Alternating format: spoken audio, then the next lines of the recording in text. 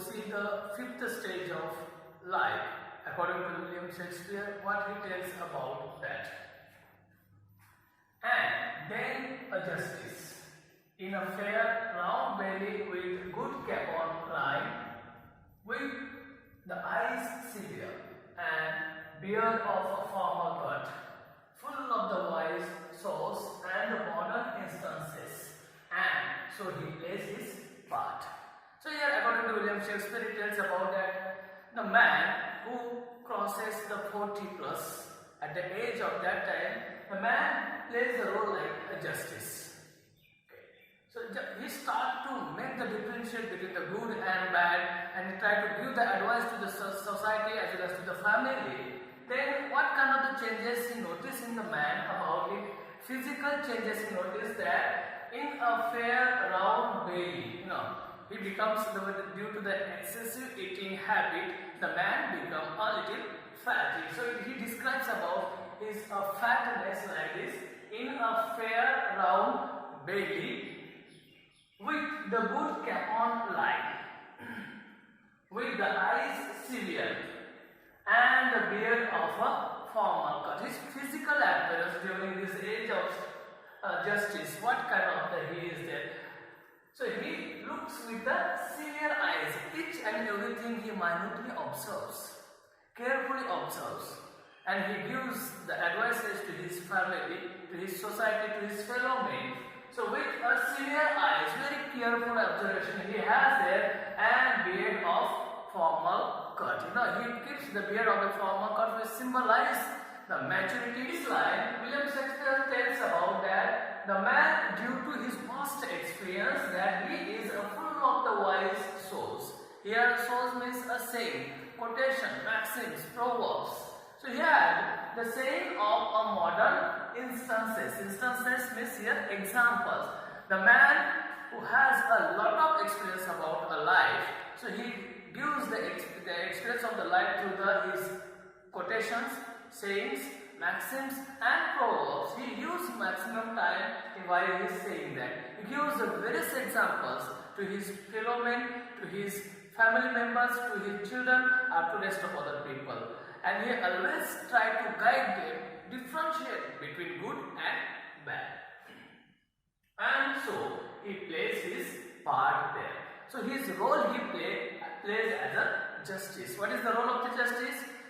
To differentiate between the good and bad, and to give the judgment in a favor of good. So the same role here, the person who goes through this age of that one, he plays there the role to guide his children, to guide his relatives, to guide his family, to guide society, whatever the role he plays in his life. Next role he speaks about that is the sixth stage of the man. According to Shakespeare, he tells about the sixth age it shifts into the lean and a slippered pantaloon. And from there, the man, when he turns towards the retirement, that he doesn't look like very masculine. He becomes very thin and lean. Okay, that's why I talk about it. He turns, the masculine man turns into the thin and lean person and slippered pantaloon. His pajama, which doesn't look like a tight. So it slips, means he becomes a very thin during this age. So the clothes also start to slip from his body. So the sixth age shift into a lean and slippered pantaloon with the spectacles on the nose, the change during this age. As the person gets a weak eyesight, naturally that after this age 40 plus, it's quite often that to get the spect on his eyes. So it shows how the person turned toward the old age. So on the side here, poet wanted to say about that for the old age, that every person tried to save money for that. The collection of the money which would be useful for him in his old time, when he would suffer with that medical issues, when he would be unable to earn, those days it would be useful for that. So that is described as the pouch on the side. During this age when the person gets retirement, he has a collection of money with him. His youthful hopes, when he was young, that time he day and night he did a hard work and he tried to collect the money for that. That well said, that is that his collection of money and was the property, whatever that he had saved that, well saved, the word too white for his shrunk shank.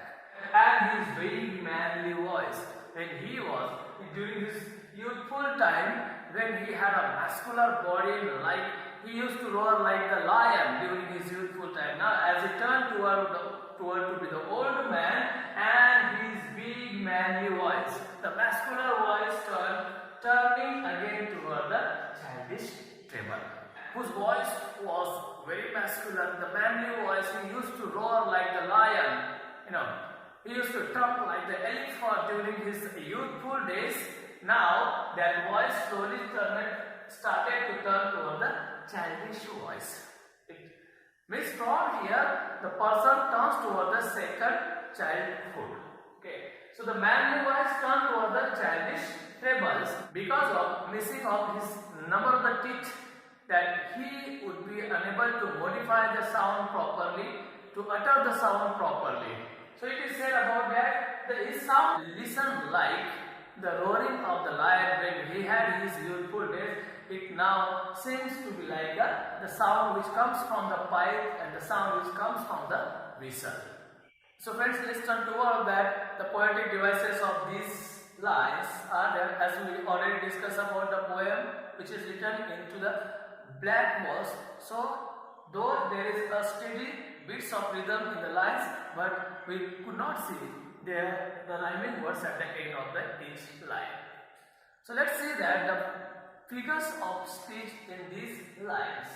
Here I would like to notice to you people that here if you read this line, for his shrunk shank and his big manly voice.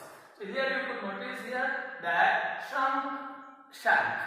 Sh consonant sound is repeated so that the figure of speech occurs in this line. Alliteration. Next, if you go for that, turning again toward childish treble, then you would come to know about that here again that turning toward treble. The t consonant sound is repeated there. Next line also the figure of speech occurs, that is in form of alliteration.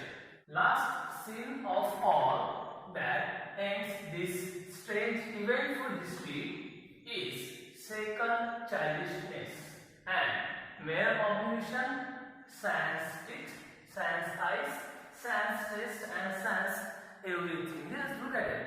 How is the end of the life of man? As I told about that, we all are the merely actors on the stage of the world. So as we have entries and exits. So according to him, entry in a form of that birth when the person enters in this world. But now the time comes from the seventh stage when the person goes, that is the end of the life. How it is there according to him that ends, the life ends, this strange eventful history. What right from your birth up to the date. This eventful history which was full of the events, as you were all different roles you played there, right? As an infant, as a schoolboy, as a lover, as a soldier, as a justice, as a pantaloon, all these events.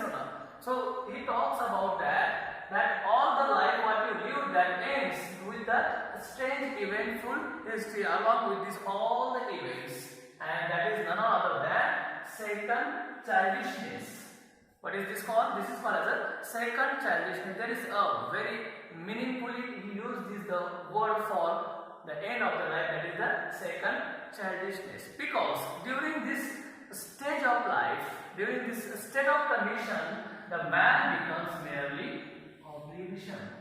Oblivion, the person comes in the state of mind, state of condition that he becomes unaware, unconscious about the surrounding like infant. Infant remains helpless, completely depend for all these things. In the same way, when the person reaches to that second childishness, that he becomes completely dependent on somebody else. Help him to get up, help him to feed food and all these things there. And what is going on around him, he doesn't notice. He doesn't have this. Sometimes he loses the memory also.